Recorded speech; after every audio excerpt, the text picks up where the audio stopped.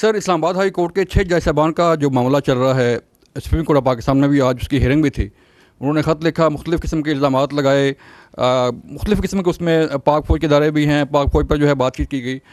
سر بتائیے گا کہ کیا اس معاملے کی پاک فوج کے اندر بھی کوئی انکوائری ہو رہی ہے؟ Thank you. دیکھیں، یہ جو معاملہ ہے یہ اعلیٰ عدلیہ کے پاس اس سے زیر بحث ہے. It is sub judice, so I would not like to comment on it. تاہم اس سے ہٹ کے میں پہلے بھی بات کی ہے، میں دوبارہ یہ کہوں گا کہ بغیر ثبوت کے الزامات لگانا کوئی مناسب بات نہیں ہوتی.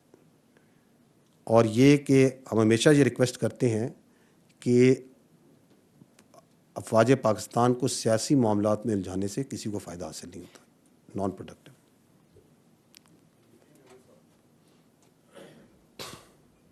تھینک یو جنرل صاحب. یہ بڑے عرصے سے یہ پروپیگنڈا کیا جا رہا ہے کہ پاکستان نے بلوچستان اور کے پی میں اپنے فوجی اڈے جو ہیں وہ امریکہ کے حوالے کر دیے ہیں یا کیے جا رہے ہیں.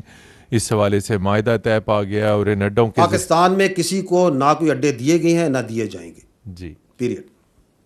تھینک یو سو مچ. یہ تو ایک مذاق خیز بات ہے جو آپ نے خود ہی پروپیگنڈا کہا. This is a propaganda. Sir Muhammad Imran, head of defence desk, Suno news. Sir ابھی آپ نے اکاؤنٹیبلٹی کی بات کی، انٹرنل اکاؤنٹیبلٹی کی ایک پروسیس ہے جو چلتا رہتا ہے. ایک انکوائری اور انیشیٹ کی گئی تھی، وہ سابق D G I S I general Faiz کے خلاف، اور ایک جو ہاؤسنگ سوسائٹی تھی ان کے اس سارے معاملے کے اوپر. تو سر ذرا اس کا جو اب تک کا سٹیٹس ہے اس انکوائری کا وہ ذرا کائنڈلی شیئر کر دیں. دیکھیں، میں نے آپ کو جیسے پہلے عرض کیا کہ ہمارا ایک سخت، کڑا اور شفاف اکاؤنٹیبلٹی پروسیس ہے وچ از آل دا ٹائم ان پلیس. یہ جو پرٹیکولر اکاؤنٹیبلٹی، یہ جو آپ نے انکوائری کی بات کی، سپریم کورٹ کے احکامات میں وزارت دفاع کی ہدایات کے مطابق سینئر لیول پہ ایک 2 اسٹار جنرل جو ہے اس انکوائری کر رہے ہیں.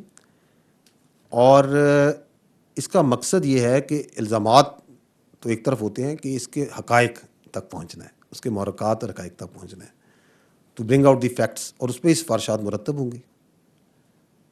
And that's how we operate in all inquiries, based on facts, not allegations.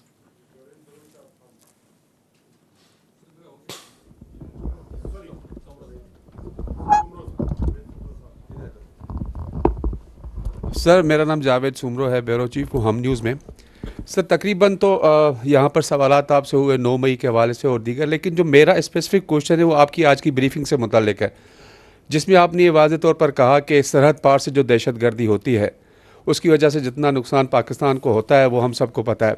لیکن اس کا ایک اور بھی پہلو ہے، وہ یہ ہے کہ جو افغان ٹرانزٹ ٹریڈ ہے اس تمام صورتحال کے باوجود بھی جاری ہے.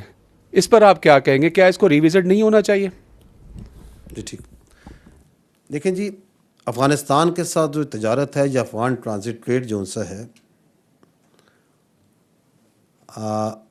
پاکستان نے کبھی بھی، اگر آپ نے دیکھا ہو، کہ اس کو سیاسی مقاصد کے لیے استعمال نہیں کیا. تورخم پہ، چمن پہ یا کسی اور کراسنگ پہ اگر کبھی کوئی ٹیمپرری طور پہ بندش ہوتی ہے تو اس کی کوئی سیکورٹی ریزن ہوتی ہے یا اس علاقے میں، لوکل علاقے میں اگر کوئی کشیدگی کی ہوتی ہے، تو پاکستان ٹریڈ کو کبھی بھی سیاسی مقاصد کے لیے یا as a leverage in that context استعمال نہیں کرتا. لیکن جو تجارت ہے اس کے تو پاکستان حق میں ہے، لیکن غیر قانونی تجارت کے حق میں نہیں ہے. اگر اس تجارت کی آڑ میں اسمگلنگ ہو، اس کی آڑ میں منشیات منگوائی جا رہی ہوں، اسلحہ منگوایا جا رہا ہو، غیر قانونی تارکین وطن وہاں سے آ رہے ہوں، دہشت گرد اس کے اندر آ رہے ہوں، اس کی قطعاً اجازت نہیں دی جا سکتی. کیونکہ ہمیں یہ سمجھنے کی ضرورت ہے کہ یہ جو انلیگل اسپیکٹرم ہے، جو غیر قانونی سرگرمیاں ہیں، ان کے سائے تلے ہی کرمنالٹی پلتی ہے، اسی کے نیچے دہشت گردی بھی پلتی ہے. تو ان کا ایک بڑا کلوز نیکسس ہے. تو بالکل ٹریڈ کو آپ سیاسی طور پہ، سیاسی لیوریج پہ نہیں استعمال کرتا پاکستان، اور نہ کرے گا. لیکن غیر قانونی اسمگلنگ، انلیگل اسپیکٹرم کے لیے کسی قسم کی اجازت نہیں ہے. اور اس پہ جو ہمارا یہ جو افغان ٹرانزٹ ٹریڈ ہے اور جو افغانستان تجارت ہے، وہ باقی بھی اسی اصول سے ہم وی آر گورنڈ کہ جو پاکستان اور پاکستانیز کی ویل بینگ ہے, that is supreme, everything else is secondary.